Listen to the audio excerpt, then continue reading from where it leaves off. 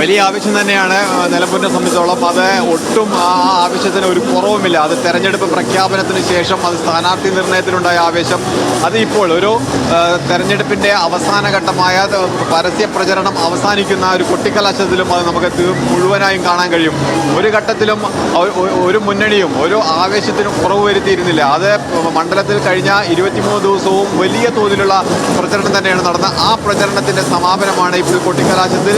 അത് നമുക്കറിയാം, ഒരു 2 മണി മുതൽ ആരംഭിച്ചതാണ് ഈ നിലമ്പൂർ നഗരത്തിലുള്ള ഈ ഇത്രയും വലിയ ഒരു ആവേശം. ആ ആവേശമാണ് ഇപ്പോഴും തുടരുന്നത്. ഒരുപാട് വിഷയങ്ങൾ ചർച്ച ചെയ്ത ഒരു തെരഞ്ഞെടുപ്പ് പ്രചരണം.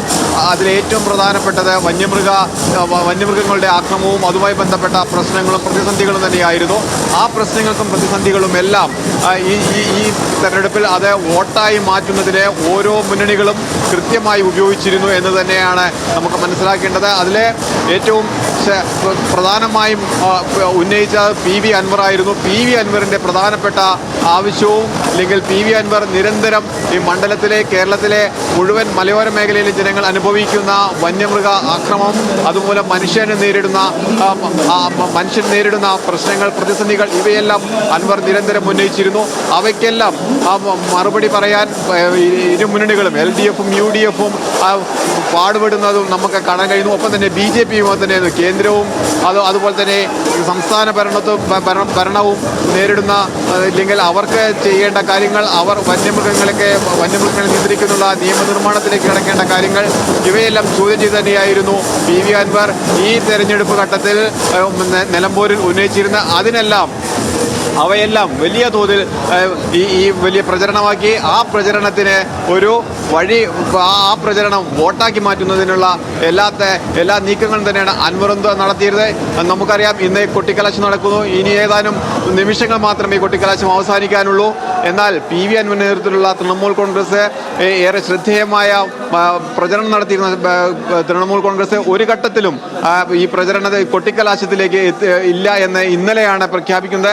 ആ പ്രഖ്യാപനത്തിന് ശേഷം അൻവർ നടത്തിയത് വോട്ടർമാരെ നേരിൽ കാണാനും കുടുംബങ്ങളെ നേരിൽ കണ്ട് വോട്ട് നേടുന്നതിനു വേണ്ടി മാത്രമായിരുന്നു. അതായിരുന്നു അൻവറിൻ്റെ തന്ത്രം. ആ കാര്യം തന്നെയാണ് ഈ മറ്റ്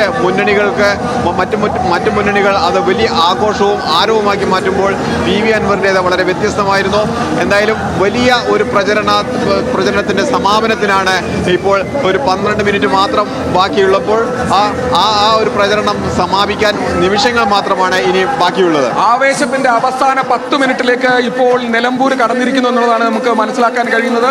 ഇടത് വലത് മുന്നണികൾ UDFും LDFും വളരെ ശക്തമായ പോരാട്ടം കാഴ്ചവെക്കുന്ന നിലമ്പൂർ മണ്ഡലത്തിൽ ഇതിപ്പോൾ ഏതാണ്ട് അവസാനിച്ച മട്ടിലേക്ക് കാര്യങ്ങൾ എത്തിയിരിക്കുന്നു. ആരവങ്ങൾ അവസാനിച്ചിരിക്കുന്നു.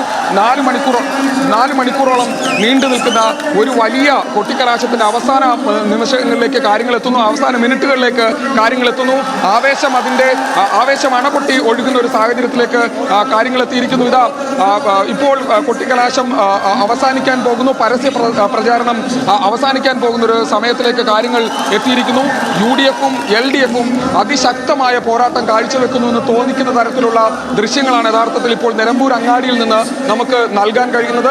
ഇവിടെ CPMന് വേണ്ടിയും അതോടൊപ്പം തന്നെ UDFും വളരെ ശക്തമായ പോരാട്ടം ആളുകളെ കൊണ്ട് നിരത്തി വലിയ തരത്തിൽ തങ്ങൾക്ക് പിന്തുണയുണ്ടെന്ന് ബോധിപ്പിക്കുന്ന തരത്തിൽ അത്രത്തോളം വലിയൊരു ഇടപെടൽ അവരുടെ ഭാഗത്തുണ്ടായി നമുക്ക് മനസ്സിലാക്കാൻ കഴിയുന്നത്. M. സ്വരാജ് അടക്കമുള്ള ആളുകൾ അവരുടെ ഈ പരസ്യ പ്രചാരണത്തിന്റെ അവസാനം ഇപ്പോൾ ആളുകൾ അഭിസംബോധന ചെയ്യുകയാണ് എന്നുള്ളതാണ് നമുക്ക് മനസ്സിലാക്കാൻ കഴിയുന്നത്.